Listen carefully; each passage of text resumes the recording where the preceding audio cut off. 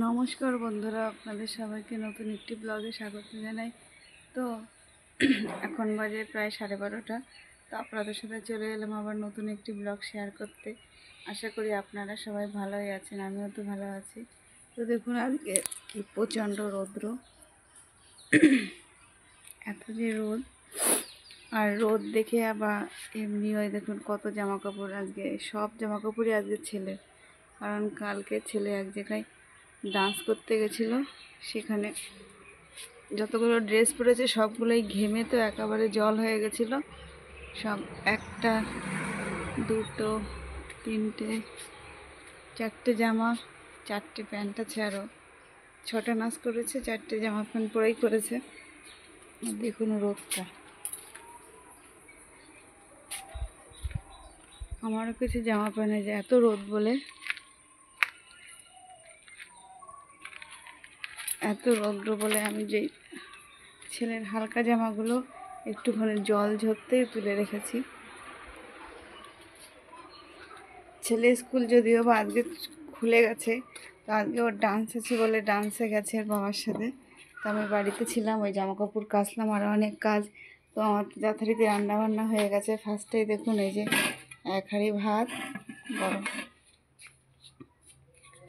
আর এটা হচ্ছে আজকে শাপলা ভাজা। শাপলা যদিও বা ঘেটে যায়, কিন্তু আজকে এত মোটা মোটা শাপলাগুলো আপনাদের আমি পরে দেখাচ্ছি। শাপলাটা করেছি একটু সর্ষে বাটা দিয়ে, আর এটা একটু ঝিঙের তরকারি, আর এটা হচ্ছে কালকের একটু মাছের ঝোল, আর এইটা হচ্ছে আজকে পাবদা মাছের ঝাল। ঝালটা সর্ষে বেটেই করেছি। আর গাছের একটা বেগুন ছিল, সেই বেগুনটা আমি এর মধ্যে দিয়ে দিয়েছি। তো আজকে যাই হোক, সব রান্নার সর্ষে যখন বেটেছি, তাই সব রান্নার মধ্যে ট্রেন যাচ্ছে। এই ট্রেনটা এবার ছেলে আসবে বনগা থেকে গোপালনগরে। তো শাপলাগুলো এত মোটা, তাই ঘাটেনি।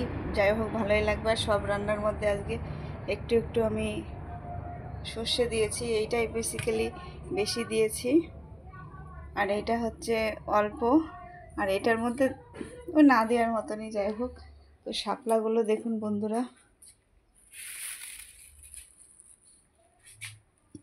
আমি তো আজকে যেগুলো এর থেকে বেশি মোটা, এইটা এই যে মোটা, এর থেকে মোটা মোটাগুলো আজকে করেছি।